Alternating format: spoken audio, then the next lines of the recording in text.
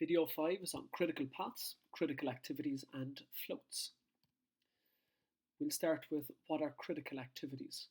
So these are any activity that if they are delayed, then the entire project is delayed. And then there's a critical path, at least one critical path through each project. And the critical path is the path from the source to the sink, where all of the activities on that path are critical activities. So therefore any delay to those would delay the entire project. What's implied here is that there are some activities that are non-critical, and if they exist, then when they start and when they finish can allow us a little bit of flexibility.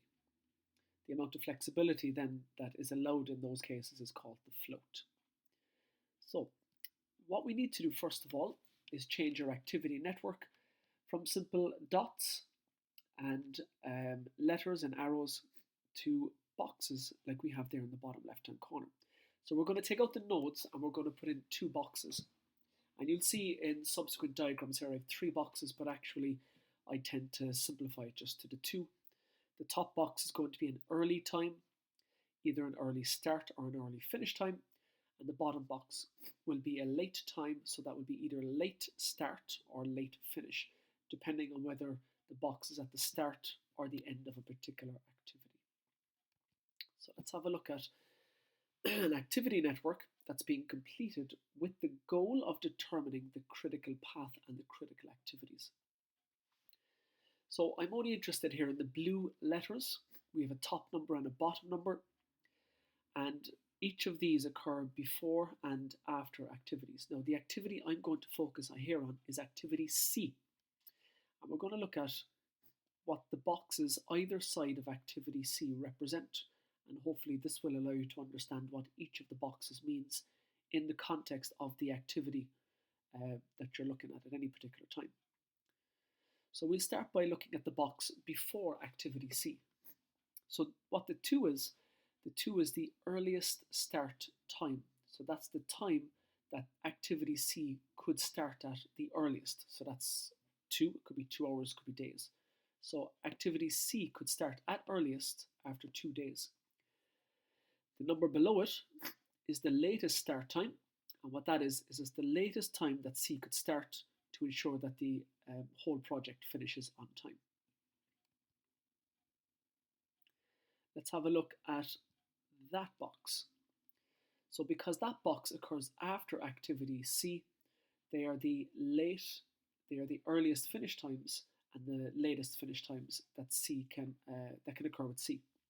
So the 10 on top means that the earliest that C can finish is 10, so probably 10 days, and the 10 on the bottom means that the latest that C can finish is 10 days.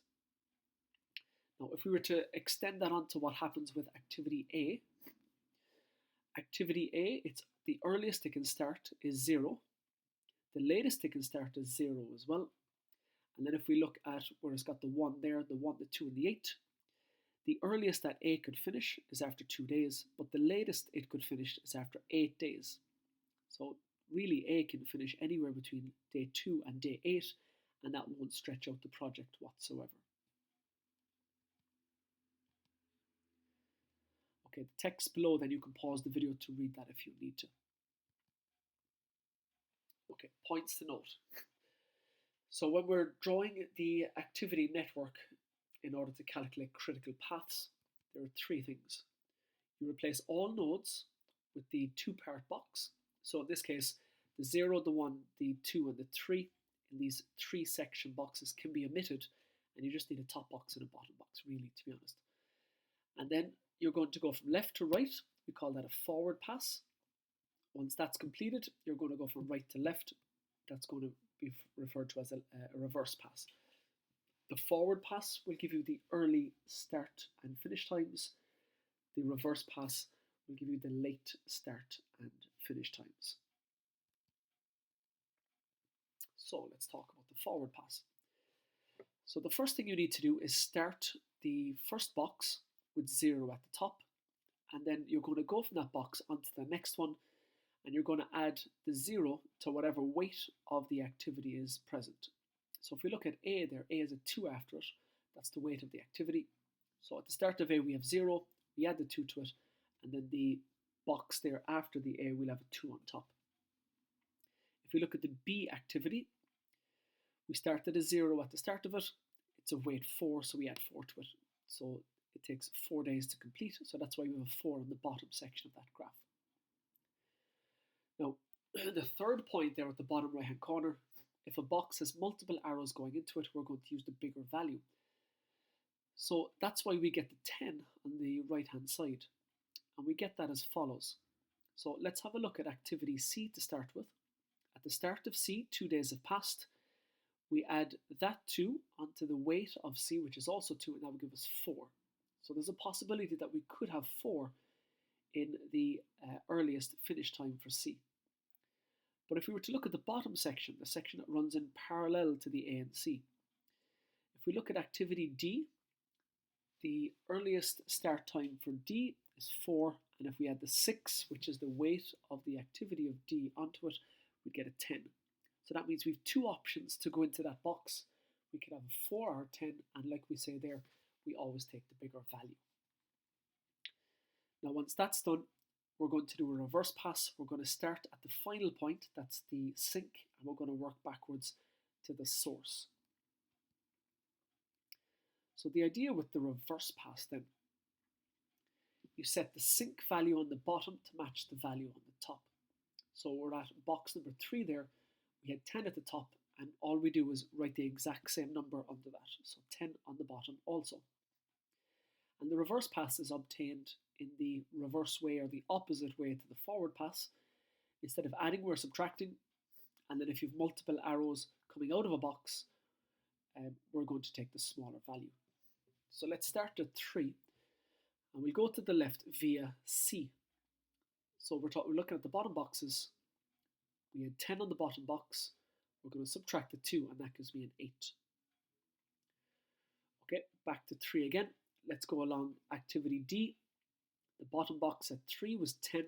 We subtract the weight, which is 6, and that gives me 4 at node 2. And then we have to go back either via activity A or activity B. So if we do B first, we start with the bottom number of 4. We take the weight of B off it. It's also 4, so that would give us 0.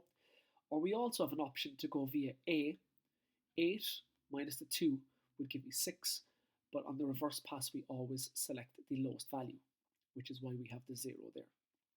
And I suppose a quick check and an important check for you, the values at the source and the sink, the values at the source, top and bottom, should be the same, and the values at the sink, top and bottom, should be the same. And then finally, on the reverse pass, you should have 0 on top and 0 on the bottom always. Otherwise, you've made a mistake with either the forward or reverse pass.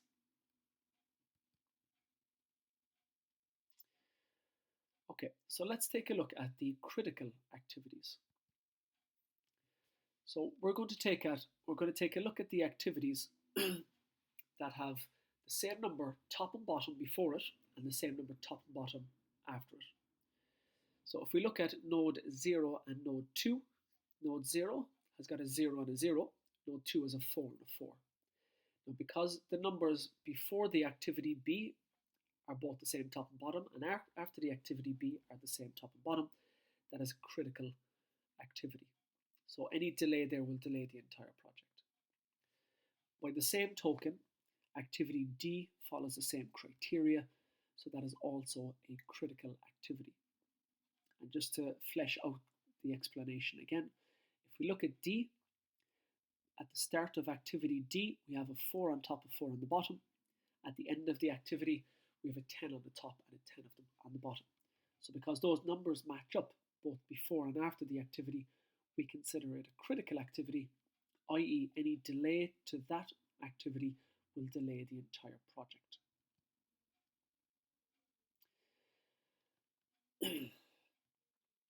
Now, if you have a quick read off that there, B and D are critical activities.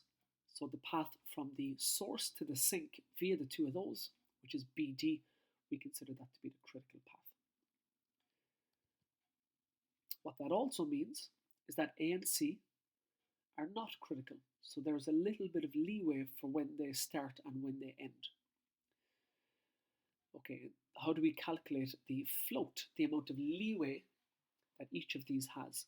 So if we look at A, we're going to take a look at the biggest number on the right and the smallest number on the left, or the number on the bottom on the right hand side and the number on the top on the left hand side. We subtract those and also the weight. If we were to do the same with C, we look at the number on the bottom on the right, which is a 10, and on the left of C, we're going to look at the number on top, which is 2. So it's 10 minus 2 is 8, and we subtract off the weight as well to give me 6. So you should be able to work out the float in each case. All right, to finish off then, we'll do some more activities on these. I'll do them out by hand and I'll talk my way through them as well.